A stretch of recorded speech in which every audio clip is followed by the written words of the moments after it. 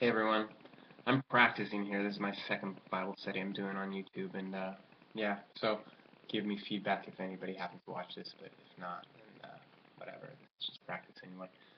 Um, I just did part one of Elijah's making it rain. Can't really see my hands. I'm gonna use gestures. I've got to get a different camera instead of my computer. But yeah, in First Kings 18, I just did part one of the study about how Elijah prayed and made it rain. Now I'm going to do part two because what's really cool happens. Kind of intense for Elijah, but so he just made this major miracle happen. It's raining. He's so excited and filled with the Spirit that he runs faster than a chariot and passes it all the way to the city. And whether that's 1 mile or 26.2 miles, doesn't matter. Pretty impressive for any guy to run in the thick sand of a desert and pass a chariot. I mean, that's a miracle in itself. But right after that, in 1 Kings 19, look at what happens now.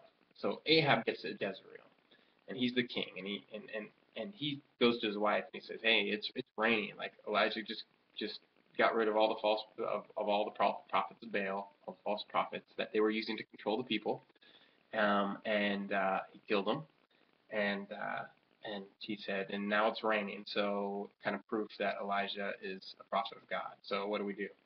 And um,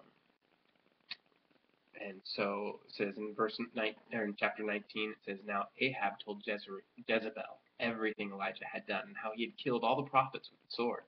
So Jezebel sent a messenger to Elijah to say, 'May the gods deal with me, be it ever so severely, if by this time tomorrow I don't make your life like that of one of them.'" It's a threat. You'd think a prophet of God, right? Mere miraculous person would just wipe that off your shoulder and think, no big deal, because God's on my side. But we're all human. And I love this because this starting in verse 3, you see how human Elijah is. It says Elijah was afraid and ran for his life. When he came to Beersheba in Judah, he left his servant there. So he abandoned his only friend that was with him. He's just like, "Hey, leave me. I'm scared. Stay here. I'm taking off." While he himself went a day's journey into the desert. He walks into the desert. He came to a broom tree, sat down under it, and prayed that he might die.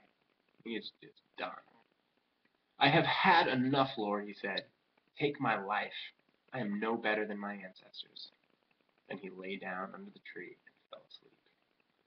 I mean, I have been here before, where it's just like, I feel like I'm doing the Lord's work, quote unquote, or just I'm doing the best I can in life, and I feel like I'm just pushing myself furthest, and I feel like I've achieved something at this point in life. It felt like I've done it. I did it. It's raining now. The drought is over. People believe that I'm a prophet of God. Yay! Life is good. I can relax now. And then here comes Jezebel's threat, and I think it just pushed him over. I think he had lived, like Elijah lived, a challenging life of a prophet, a lonely life as a prophet. And when she made that threat, I think he just had enough, and he just went out to the desert and he prayed, "God, I'm done. Just kill me, all right? Just end my life. I'm no better than anybody else. I'm just a regular human." And so all at once, an angel touched him and said, "Get up and eat." He looked around, and there by his head was a cake of bread baked over hot coals and a jar of water. He ate and drank, and then lay down again. The angel of the Lord came back a second time and touched him and said, "Get up and eat, for the journey is too much for you."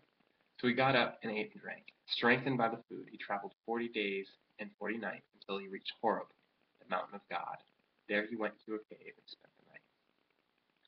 So he walks for 40 days and 40 nights to this cave where obviously God is leading him to go to Mount Horeb for some reason. I'm sure there's a very good reason to go to that mountain. Some say it's because of the Amanita muscaria lived there, which is the sacred mushroom that they say is also connected to the tree of knowledge, um, and the prophets would eat it and have that's what induced their visions. That's what Moses ate because the burning bush was, some people say, or was the Amanita muscaria because it's just this bright red mushroom. and it's large. It looks like a bush, and maybe at the time didn't have a word for mushroom. I'm just saying, I don't know. It's a new theory, but I think it could be true. So anyway, he goes to the Mount Horeb, and he camps out in a cave. And then it says, and the word of the Lord came to Elijah, to him. What are you doing here, Elijah? He replied, I have been very zealous for the Lord God Almighty. The Israelites have rejected your covenant, broken down your altars, and put your prophets to death with the sword. I'm the only one left. There you go. He's pretty lonely. I'm the only one left, and now they're trying to kill me too. The Lord said, go out and stand on the mountain in the presence of the Lord, for the Lord is about to pass by. Then a great and powerful wind tore the mountains apart and shattered the rocks before the Lord. But the Lord was not in the wind. After the wind, there was an earthquake, but the Lord was not in the earthquake. After the earthquake came a fire, but the Lord was not in the fire either. And after the fire came a gentle whisper. When Elijah heard it, he pulled his cloak over his head, over his face, and went out and stood at the mouth of the cave. Then a voice said to him, what are you doing here, Elijah? I just want to say really quickly, I think it's really beautiful to notice that, it shows that there's this fire, this earthquake, all these intense things happen, and that's not where God's voice was found. God's voice was in the gentle whisper, and I think this is so true and such a profound teaching if we get it. Is that, a lot of times we look for God is huge, God is big, God is intense, when God shows up, the mountains shake. But I think, what we got to understand is God doesn't want to freak us out, I mean, God was always wanting to run around this world shaking everybody out. I mean, I think there will be a time for shaking, a little bit, but not to be afraid of that or anything. But I mean, throughout the many, many generations of people living on this earth, God is gentle, and a lot of times we're expecting this big boom, like if God's going to show up, He's going to show up in a monster truck. But the truth is that I have learned that I hear the voice of God in the subtleties. To hear God's voice, it is very clear, but it comes from being very silent and listening very carefully and paying close attention to everything in my life. Everything from paying attention to the people around me, paying attention to random events that happen in my life, paying attention to thoughts that I'm having, paying attention to my desires, paying attention to my feelings. This is the way that I have noticed that God speaks. So I completely relate to this verse where it says that God came from a gentle whisper, because that is how I hear God.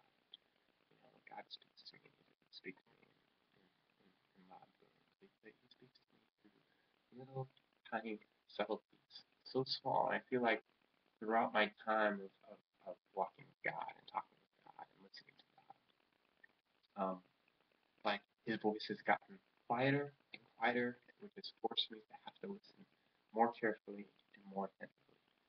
And it's an exercise. I feel like my spiritual ears have gotten stronger, so I can hear God easier. Whereas at one time, God would have to knock a little bit louder. Now He just have to scratch the door, and I'm like, oh, I think God's here.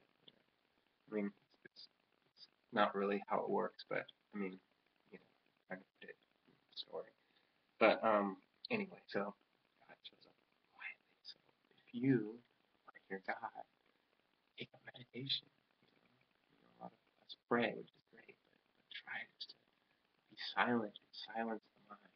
Just try to sit there and see how long you can go without having any thoughts come up. And when a thought comes up, notice what that thought is. Don't get mad at it or think, why am I thinking? Try not to have any thoughts. But notice the thoughts that are coming up, and look at your life as a big puzzle piece, and you're putting all these puzzle pieces together. Anyway, to wrap this up, and then So the voice came to him and said, what are you doing here, Elijah? He replied, I've been very zealous for the Lord God Almighty. The Israelites have rejected your covenant, broken down your altars, and put your prophets to death with the sword.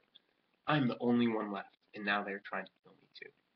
The Lord said to him, go back the way you came, and go to the desert of Damascus. When you get there, anoint Hazael, king of Aram, also anoint Jehu, son of Nimshi, king of Israel, and anoint Elisha, son of Shaphat, the Abel-Malabah, sorry, I don't know pronunciation that well, to succeed you as prophet. Jehu will put to death any who escape the sword of Hazael, and Elijah will put to death any who escape the sword of Jehu. Yet I reserve 7,000 in Israel, all whose knees have not bowed to Baal, and all whose mouths have not kissed him. And so God says, all right, Elijah, your job's done. You've done a great job. Go and I want you to go and meet with these people, anoint this guy to succeed you as a prophet, Elisha, and they're going to go kill people. But once again, that's how things were done at the time. That's not how, that's not how I do things, stuff like that. But that's how it was done then. And so God hears Elijah and he answers his prayer and he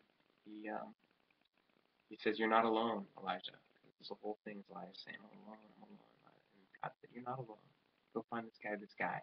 And just to let you know, there's 7,000 people more who have kept their heart solid, who are standing in their truth and know the truth. And so today, there's more than 7,000 who are standing in the truth. If you're watching this, I encourage you, stand in your truth. Don't listen to anything else outside of you. It's your truth.